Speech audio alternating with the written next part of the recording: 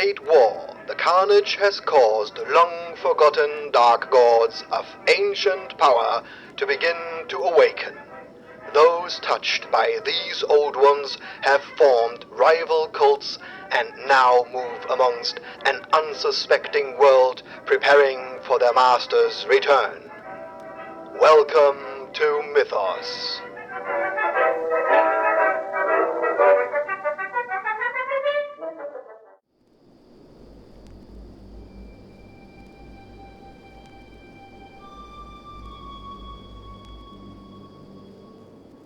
And now, dear listener, let me tell you something about the Priory.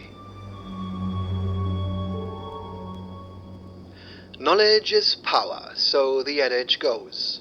To the adepts of the Priory, this is a literal truth, as they have been curating their knowledge of mythos for generations.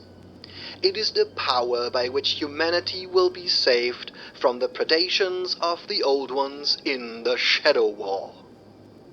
Over the millennia, shamans, soothsayers, skalds and scholars held the keys to the power of mythos, but were unaware of its greater purpose.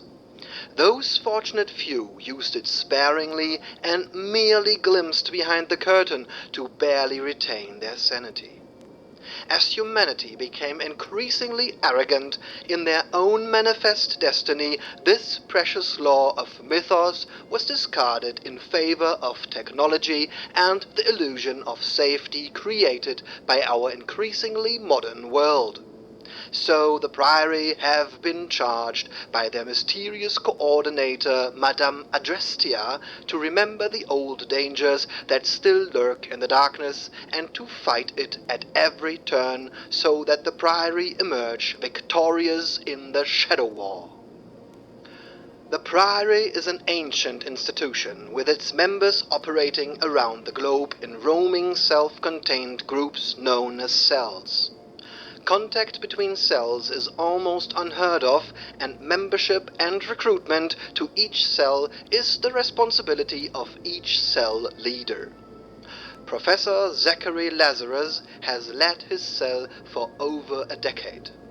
An expert in the arcane and occult, it is Lazarus who receives the telephone calls from the enigmatic Madame Adrestia to plan the Lazarus cell's next mission. Lazarus has a formidable will and distinctly bohemian tastes, often found talking in earnest to his cat Zeus. More curious is that the creature seems to understand the detail of Professor's discussion and obliges with various acts of infiltration and observation for the Priory. The anarchist archaeologist Abigail Halsey is an invaluable member of the Lazarus cell. Her discoveries and research are often instrumental in overcoming many of the challenges they face. It was Abigail who discovered the journal of Rabbi Judah Lev ben Bezalel and the mythos secrets for creating the golem Maharal.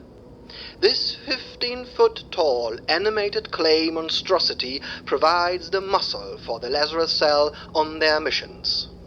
For what Maharal lacks in subtlety, it more than makes up for with brute force.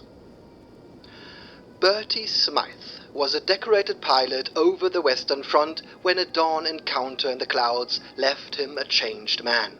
He will not speak of what he saw that early morning, nor of the fate of his squadron. Wielding a flamethrower, it is hard liquor and endless cigarettes that fuels his determination to right this unspoken injustice. Weapons such as Bertie's require constant maintenance, as does much of the cell's equipment. Fortunately, they can rely on the mechanical-minded Kitty Page, the most recent recruit to the cell. Kitty joined the cell after their mission in Providence against the Path of Chronozon. Though still learning much of their war against the fell powers, Kitty is comforted that their mortal adversaries in the Shadow War seem to be as susceptible to bullets and burning as everyone else in the cell. except Maharal, of course. Dear listener, we reached the end of today's episode. Together we had a glimpse into the mythos and met new protagonists in the Shadow War. If you want to learn more, stay tuned for the next episode where we venture deeper into the unknown. The oldest and strongest emotion of mankind is fear, and the oldest and strongest kind of fear is fear of the unknown. H.P. Lovecraft.